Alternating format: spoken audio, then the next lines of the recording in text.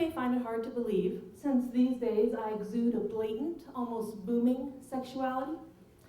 But in my youth, believe me, I was beyond naive.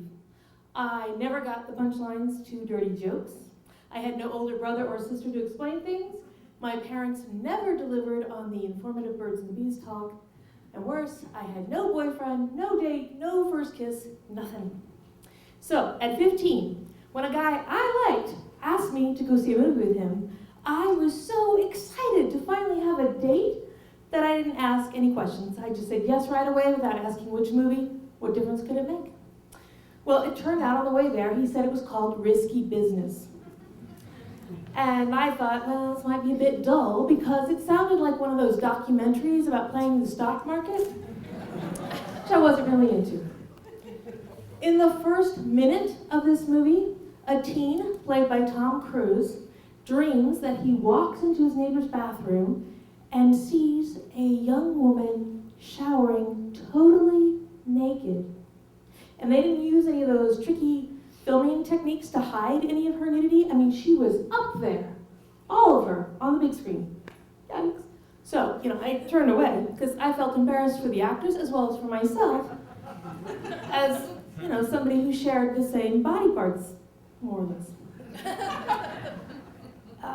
It was a little later in the movie that Tom Cruise masturbated while dreaming again, this time about having sex with the babysitter. I eyed my date sideways with newfound suspicion and scooched away in my chair. Now, the next scene that they have, oh my God, a call girl is at his house, and before you can even cover your eyes, they're having sex everywhere. Standing up, sitting in a chair, lying on the stairs. Let me tell you, I cannot imagine a less comfortable way to do that if you have to do that. Well, I couldn't look at the screen, clearly, and I really couldn't look at my date.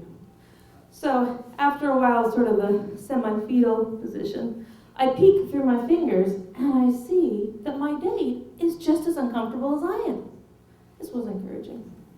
By the time they got to the part where they have sex on a train, that's right, on public transportation, as if they don't care who sees them, we had both reached like a paralyzing level of embarrassment. We were turned as far away from each other, almost with our backs to each other, and just frozen in our seats.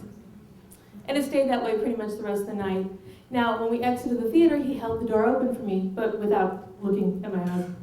And the walk home, he did walk me home, but it was the longest, quietest 25 minutes of my life. When we got to my door, I tried to say something. Well, thanks for the movie. It was great. I mean, not that the movie was great, just, well, thanks for asking.